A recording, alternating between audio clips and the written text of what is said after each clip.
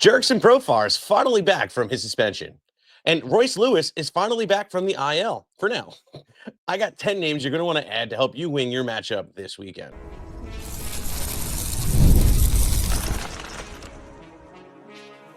You are Locked On Fantasy Baseball, your daily fantasy baseball podcast. Part of the Locked On Podcast Network, your team every day.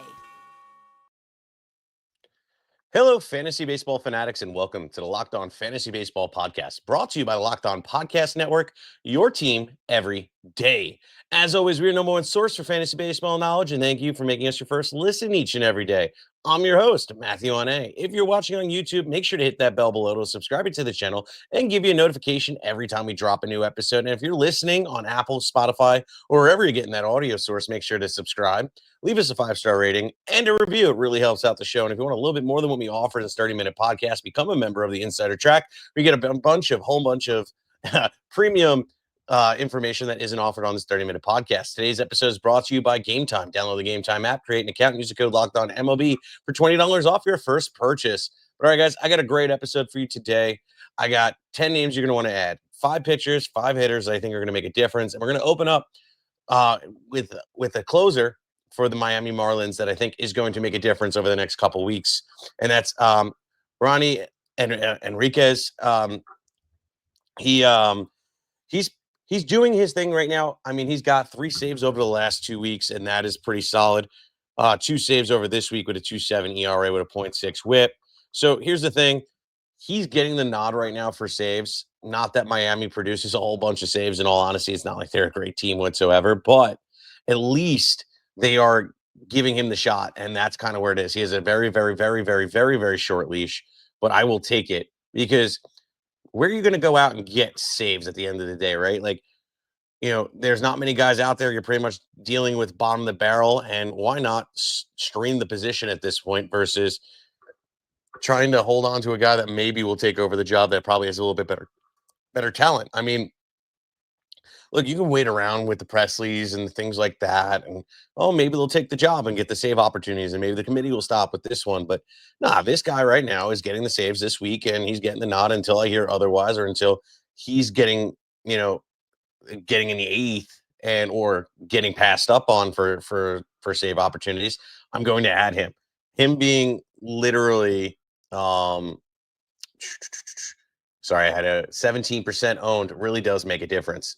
I mean, he's out there and widely available in most leagues. Deep leagues, he's definitely an ed because why are you going to say no to any extra save opportunities? Even in shallow leagues, why not? I mean, you're going to be able to get an extra save in the week unless he's completely demolishing your ERA, which right now he's not. So I'm willing to roll him out there and get things done. So I would be adding this kid wholeheartedly until then. So that's a relief pitcher for the Miami Marlins, Ronnie Enriquez. And we're going to move on. We're going to talk about Quinn Priester. Quinn Priester is a starting pitcher for the Milwaukee Brewers. He is 51% owned, obviously a little bit on the higher end. Deep leagues probably already gone, but in the shallow leagues or even 12-man leagues, he's definitely out there. And he's been killing it over the last month. 27 innings pitched, 4 wins, 29 strikeouts, a 1.98 ERA, a 102 whip. And even on the season, great numbers through 78 innings, 61 strikeouts, a 3.35 ERA with a 1.23 whip. Whip is obviously high in the season, but has definitely corrected it as the season's gone on. And his last couple starts have been great. He lit up Colorado, like lit up. But I mean, then again, I can go out there and lit up Colorado, but I don't think I can create 11 strikeouts. Like that's kind of the difference between us. I'm kidding. But like, that is a great outing for you. On top of that, I mean, yeah, he got lit up against Minnesota, but handled St. Louis great, Atlanta, Cincinnati, at Cincy, Philly, at Philly, Pittsburgh. Like these are all teams that at least can put up a little bit of numbers, specifically like the Atlantas and Phillies and Cincy's. And if you're handling yourself and keeping the ERA low, not giving up a lot of runs, producing some strikeouts, it's a great ad. I don't know about long-term aspirations, but I am going to keep rolling him out there until the wheels come off. He's starting on July 4th against Miami Marlins. Funny enough that I'm talking about Miami player and now a Milwaukee player. But, I mean, why not? I mean, Miami has nobody really in that lineup that truly scares me at this point. And he should be able to come in there and absolutely dominate. So what a cupcake matchup. I'm adding him absolutely right now. Again, 51% owned. If he's out there, you need to add him. Let's move on. Let's talk about Edward Cabrera, the Miami Marlins starting pitcher as well. Cabrera is a guy that I love to stream. He's not a guy that I ever count on for long-term aspirations because the dude has zero control. Like he'll have like 5 games of absolute brilliance and then like a month and a half of just utter demolishedness of your ERA. And that's just kind of the ebbs and flows of owning Edward Cabrera. But he's been really solid over the last month. 25 innings pitched, a win, 27 Ks, 2.10 ERA, a 101 whip. And he's just been really just on his game right now. Look, you look at it, he handled Minnesota really nicely, went 7 innings deep, got the quality start, got 6 Ks, got the win, no earned runs, a .43 whip. Solid. San Francisco, same kind of result, a little higher ERA at 3.38, but 6 Ks through 5.5. Handled Philly just fine. Washington beat him up a little bit, but then handled Tampa, handled San Fran again, handled the Angels. Cubs lit him up, handled the White Sox, but again, I can handle the White Sox. Like he's doing his thing since returning this year, and I'm deeply impressed. Now, am I really excited for long term? Absolutely not. At some point, these wheels are going to fall off. Like you look at his career. It's all ebbs and flows and things of unreliableness that I just want no part of. Now, what is the difference of Edward Cabrera versus, last year and this year outside of, starting the year off a little hurt is his pitch mix. So far on the season, he's thrown his fastball significantly less than last year. Last year he threw it, we call it 27% of the time. Now he's only throwing it 14. And it has better results than it did last year. Last year was getting hit over 300. Now it's at 273, which still isn't great, but it's not bad. He's hitting more on the changeup. He's throwing that 24% of the time, and that has a 243 batting average. The sinker, I wish he would throw a little bit less until he can figure that one out. It's getting hit at 297, which can lead to some blow up games. But the curveball has been filthy. He's throwing that 22% of the time. It has a 137 batting average with even an expected batting average of 123. And then that slider is still filthy, throwing that 16% of the time. And that's a 196 batting average. So I'd love to see the sinker kind of fall off and the slider kind of go up in the rotation along with the curveball and keep that changeup that's doing its thing and see what he can do. I mean, he's putting guys away with that curveball 28.6% of the time. And that's really, been part of his success and why I think things are going right for him this month. But if we can see a shift in percentages in terms of what he's throwing and what he's not, and just see those pitches that seem to just be unsuccessful, getting worked in less, I think we'll make those pitches more successful at the end of the day. And because you'll see less of those and more of those that have just been getting the movement and things like that. And that's where I kind of like it. His breaking balls are absolutely moving like a monster. The off-speed pitches aren't. They're flat as can be along with his fastball. So let's see what happens. I think that we can expect him to maybe make some more adjustments. Hopefully Miami's thinking about that, but he's doing all the right things in those regards. I mean, he is, getting guys to chase nearly 30% of the time, creating whiffs 27.5% of the time, getting strikeouts 25% of the time. And what I really like is the ground ball improvement. He's creating ground balls 45.8% of the time, and that is key. So whenever you have flat pitches or things like that that are not, driving in the Ks and things like that, or even just, fooling your opponent, if you can produce a ground ball out of that, it really diffuses from the ERA getting exploded. You're allowing for your teammates behind you to make the play versus you having to strike out everybody. If we can take that step forward and stop trying to strike out everybody and their mother, Edward Cabrera could actually be a long-term, effect. So this is kind of like, obviously, like you could see where I'm like torn just in this take alone. I'm kind of like pitter patter on him, and what is clearly he's not somebody I'm focusing on or caring to have for half the season. But if he keeps on this streak, or I keep seeing the changes in the pitch mix, I keep seeing in the improvement and the consistency start coming into play, and then I can kind of start getting excited with Cabrera. But I don't want to get overexcited because I've been in this shit before where Eric Cabrera can just literally get me all hot and bothered and excited and then just blow up my ERA for 3 weeks straight. And then I'm just like, okay, good. I'm done with this kid. So don't get your hopes up, but keep an eye on it. And I'm going to roll him out there in cupcake matchups all day and see what happens. But Eric Cabrera is a must add 100%, coming up. So without a doubt. Next up, I got a closer from Chicago that I think we all need to add because he's the next man up and Chicago's killing it. And I got another closer, from Arizona that I think we all need to add coming up right after this.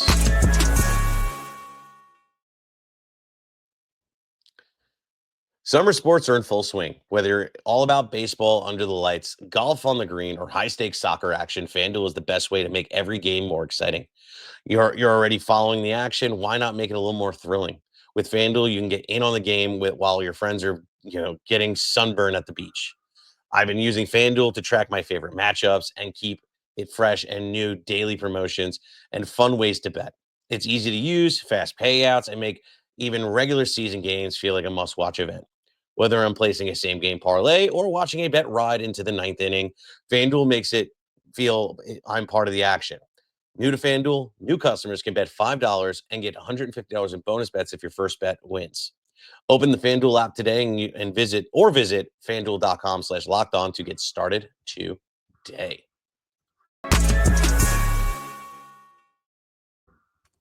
Hey, look, I mentioned it at the top of the show straight up. Look, you want a little bit more than what we offer on this 30-minute podcast. There's one way to do it. That's becoming a member of the Insider Track. And what that gets you is, rankings of today's episode. For instance, we give twice a week, we do a waiver wire episode, and we rank them who we should be prioritizing off the waivers. Two, you can ask us questions and you'll get a response in 24 hours. You get prospect notifications instantly. You get highlighted facts from all the from each episode and facts and stats that we think you need to hone in on, and so much more. So check us out. Links in the description below, and I give you an extra little bonus. You get a free 2 weeks when you first sign up. So check us out. And what's the worst that happens? You cancel in 2 weeks. Check it out. Let's move on. Let's get back into baseball. Let's talk about Mr. Daniel Palencia. Sorry, Palencia. Sorry, it doesn't really roll off the tongue. I'm sorry, but Daniel Palencia of the Chicago Cubs, relief pitcher, he is doing his thing. He has 10 saves on the year, obviously, and you know what? I'm enjoying the fact that he's gotten 3 saves over the last week. He's getting the nod, which is great. Obviously, yeah, there's what do you call it? Presley and Hodge behind him, but Palencia is the one getting the nod right now, and that's kind of key. I like the fact that if he's getting 3 saves in a week, meaning the other 2 aren't impressing the manager, and that tells me that this might be something that's around for a little bit.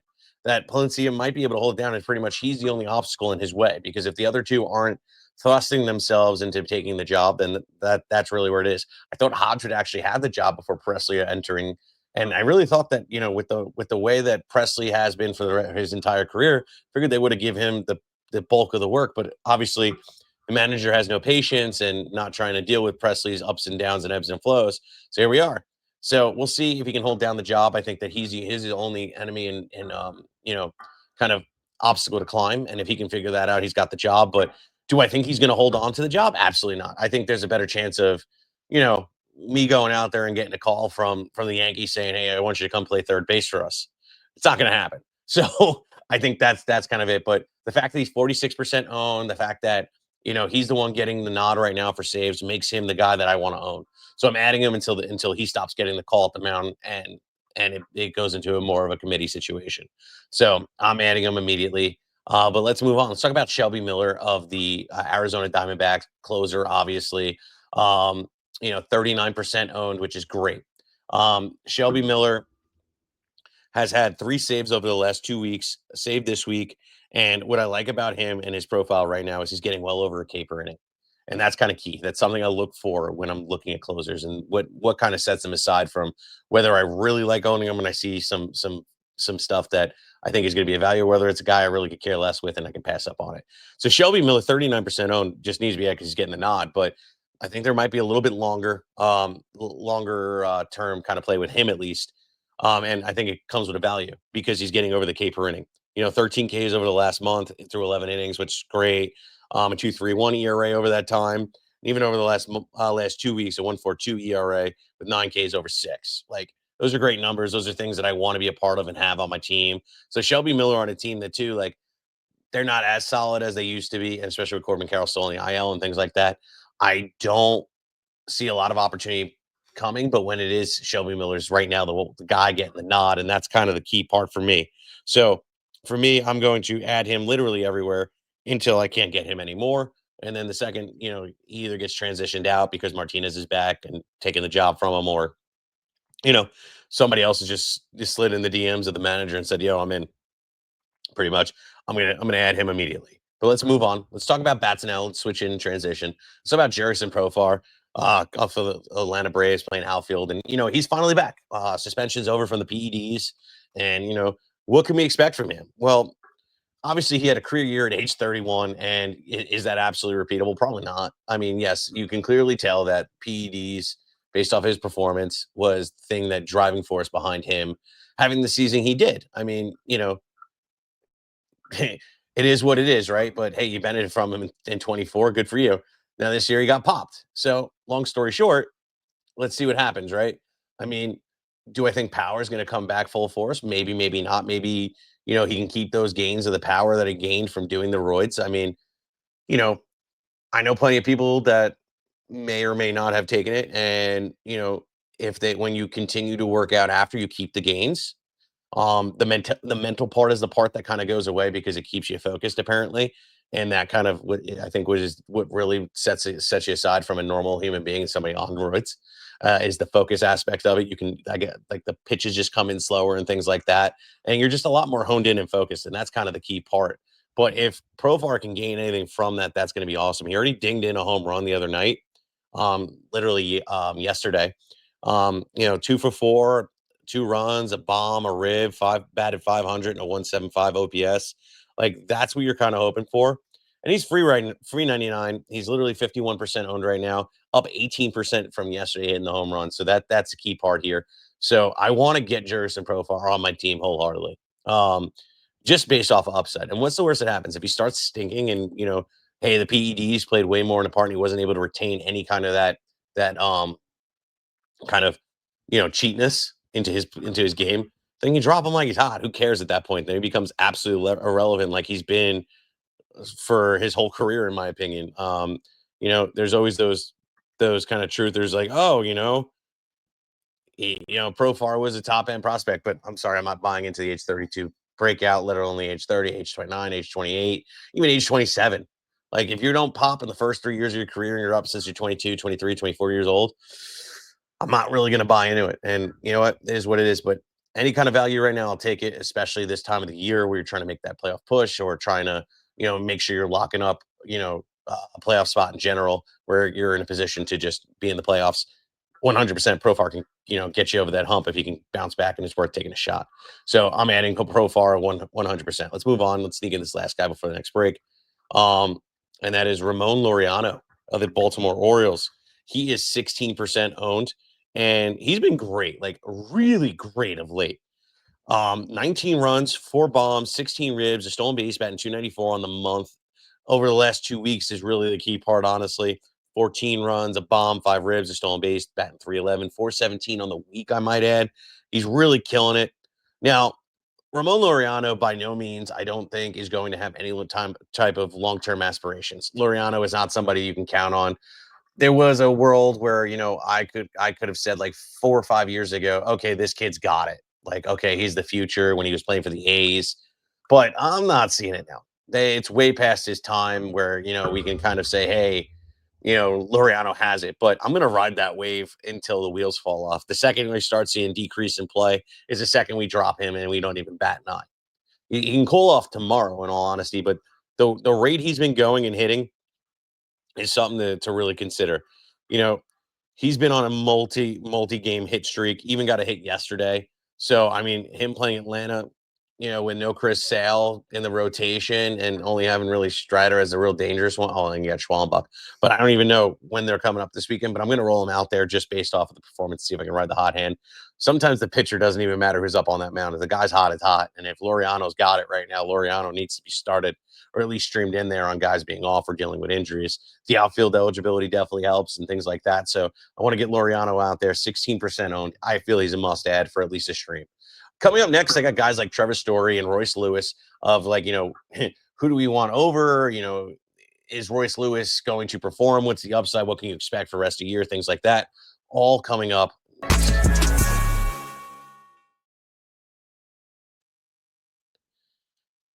Get the supplies you need from the site that's made for skilled traders. Supply House. Whether you're into plumbing, HVAC, electrical work, Supply House is a reliable way to order products online. Their easy-to-use website is packed with helpful resources and the latest product info to help you get the job done right. Plus, with a complete inventory of over 200,000 parts from over 400 plus top brands, you'll find exactly what you need, delivered fast from coast to coast. Need help with an order? Supply House offers expert support and industry-leading service, so you'll always talk to a real person. And for trade pros looking for an extra edge, their Trade Master program offers exclusive perks like dedicated phone line, free shipping, and discounts on every order. Thousands of skilled professionals are already taking advantage. Now is your turn. Join the Trade Master program today at supplyhouse.com/TM and start ordering plumbing, HVAC, electrical supplies with just a few clicks. Plus, use the promo code SH5 for 5% off your first order. That's supplyhouse.com. All right, let's get into it. We got Trevor's story of those Boston Red Sox. Now, story for me, him being shortstop and all that. I don't know how excited I really am to have him for long term. Actually, let me rephrase that. I'm not excited. I don't care. But while a player's hot, I'm never going to pass it. And if anybody who's been listening to this show for a long time, you already know what I'm about to say. If you're new, here's the rule: batting average off the waiver wire is something I can't pass up on. And here we go. Travis Story batting 409 over the last week, batting 326 over the last 2 weeks, 4 runs, a bomb, 6 ribs, 2 stolen bases over the last week. That's solid. Like, that's production right there. And that team has been, not so good since Devers left. So I'll take any kind of production I can from Story in the short term. And the second he starts falling off and I get a couple day dry spell, second I drop him. 37% owned. What's the point? I mean, what's the difference, right? If you put him in once over the weekend, he gets you a little something, something, or helps boost that batting average, then yeah, he was worth the hit. If not, whatever. But Trevor Story, I think, is a must add. Obviously lower on the prioritization aspect of it, but hey, you need a stream. You're in a deeper league, AL only. That's where Trevor Story, I think, is an ad. So, in those regards, he could be added in certain circumstances. But let's move on. Let's talk about a bigger, high-profile name that I'm going to probably spend a little bit of time with. That's Royce Lewis. And Royce Lewis is literally on his way to be the new butt end of my joke and become the new, Alberto Mondesi in a little bit. Him playing for those Minnesota Twins, playing third base. The third base part is key for me and why he's one of the reasons he's on the show. Third base has been absolutely pitiful, in for lack of a better words. Him getting hurt early kind of really threw a monkey wrench in things. So it's funny, if you don't play the first week of baseball, which is just that Korea game or whatever, Japan game, and your season started, that's what we did for the one league. He got hurt the day of our draft, and I was like, great, there goes another third baseman. So for me, I'm like, okay, how do we handle this? And I was like, I'm not keeping him. I'm not trying to draft him. And, if I pick him up on waivers, I pick him up. Royce Lewis is a guy that's going to be hurt. He has 2 bad knees. ACL injuries are going to cause him to have, hamstring injuries and, lower extremity injuries, pulling muscles and things like that. Usually happens really, really fast right after coming back from an ACL injury, which we saw last year. I mean, look, he started off like a house on fire, opened up with a home run and a double. And as he's rounding third, grade 3 hamstring strain. Boom. Missing most of the season. Hey, looks similar to this year. Royce Lewis is just somebody that I think, hopefully can get through his injury stuff. Like, look at Jazz Chisholm, who kind of had the same kind of tag, and maybe we can get through that. So in Dynasty Leagues, I'm not looking to give up on him, but the fact that he's 47% owned tells me that I need to add him. I want to take the shot on the upside. If you don't know what about Royce Lewis as a whole, let me kind of like break it down for you. And it's not about his, recent play. It's more about what is the upside? How can I capitalize on it? And what could be the difference of winning a championship and, finishing in second or even not, not even making the championship round or the playoffs. And Royce Lewis's upside is bunkers. Like, you look at 2023, right? Now, yeah, I'm going back 2 years, but seriously, think about it. Played 217 at bats, 36 runs, 7 doubles, 15 bombs, 52 ribs, 6 stolen bases, batted 309 that year. 2024 was a little bit rougher. Started off hot as hell, and then obviously the injury and, end of season just wasn't great as he returned. This year, it's going to take him a few weeks to, I think, get right, but I think there is a world and a way where we kind of see what he did in 2023. Dude has always been great at the behind the plate, has great plate discipline, has power, and there's something he hasn't actually showed off yet is his speed. He actually has pretty good sprint speed. When he actually decides to run, he stole a lot of bases in his minor league career. And that's kind of the part if he can open up that kind of level and and start showing off his speed on top of things, that's where you can really get excited for him. Like, he's had seasons in the minors. Yes, it was quite some time ago. In 2018, he had 28 stolen bases. In um 2019, he had 22. And you keep going, and he's always just had stolen base numbers, but has given up on it the last couple of years. I think, between the ACL injuries, between, just trying to stay healthy, I think maybe they've stopped giving him the green light as much, both in the minors and in the bigs. But if we can find a place for him to like start, not we, if the Twins can figure out how to, I don't know, maybe call Patrick Mahomes and say, okay, how do you let me get your stretch trainer. Maybe Royce Lewis can benefit from that and stop getting the soft tissue issues. So he has a lot of upside, and that is where I want to add him. I think he belongs on a team. I think he belongs, you know, where he could be the difference maker. And you'll know in a couple weeks, but I'm going to be patient for it. So this isn't a now play. It'd be nice if he starts performing now, but this isn't a now play. This is, I add him. If he doesn't perform, I'm going to be a little bit more patient. I'm going to see in 2-3 weeks where we stand and then revisit. If I've seen a little bit of it, but I haven't seen like the full explosion, I might give him another week or two. And then middle of August and in the beginning of August, if I haven't seen nothing at this point, then we're dumping him. Right. But I think Royce Lewis doesn't even get that far. I don't think the conversation gets that far. I think he bounces back and figures it out really quickly. So I want him on my team. Honestly, even in those deeper leagues where if he has a bad week, they've been waiting for him. That's a guy I'm going to go try and target too in trades. I'm trying to see if I can sneak him in the back end of a trade. I really do like Royce Lewis. I'm just hoping that health can stop being a factor and start you know being healthy and then start performing for a whole year. Because I think if he got a full year, he'd be a really good, really, really good asset to have. So Royce Lewis must add wholeheartedly. Don't even question it. That is the guy that I think is one of the most important players on the show. And I've saved him for the end just out of spite. But I'm going to move on. Let's talk about Cole Keith of the Detroit Tigers. Plays first, second, and third base. And he's been good over the last 2 weeks. 7 runs, 2 bombs, 7 ribs, batting 300 over the last 2, 471 over this past week with no home runs, unfortunately, but 3 runs and 2 ribs. Look, I like Cole Keith. In the minors, he's had 27 home run seasons. He's shown off that he has power, but he hasn't shown it in the bigs yet. And it's been a little disappointing. I'm not gonna lie. Him being 23 years old, though, kind of gives me a little bit more patience, and also gives me a little bit of hope that maybe there's a little bit of upside as well. I think that in some way, shape, or form, we might see him turn around and start cranking it. And if that happens, it's going to be exciting. Things I've noticed in improvement aspects of it, though, walks to strikeouts right now. Last year, he had 36 walks to 110 strikeouts. Obviously, that was absolutely putrid. But even though he literally struck out 70% of the time, he still managed to put up a 260 batting average. This year, he's batting 258, and he has 28 walks to 51 strikeouts. A lot better. So it has been even, putting in a little bit of the benefit um, in points leagues. In addition, even though he hasn't put up the power numbers yet, he still has 2 triples and 14 doubles on the season, which a little bit more, and those can be home runs. He does have the power, even though he's not really showing it off. Even though it's not really, reflecting the average exit velocity, it's like right under 90 miles an hour.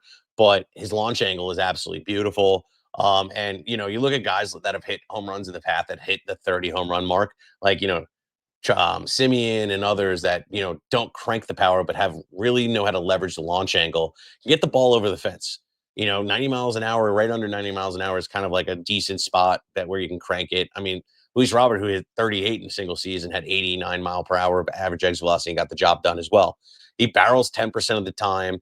He is just not striking out, not whiffing, and he's walking. These are all things that are positive signs in the right direction where I want Cole Keith on my team. I think that it's time to get that. Third base has been ugly. Like I said, the fact that he has third base eligibility makes me want him on my team. I'm adding him in a lot of leagues. The fact that he's 12% makes him available in deeper leagues. So you need to add him. Ride the hot hand for 1. 2, there might be some long-term play as well.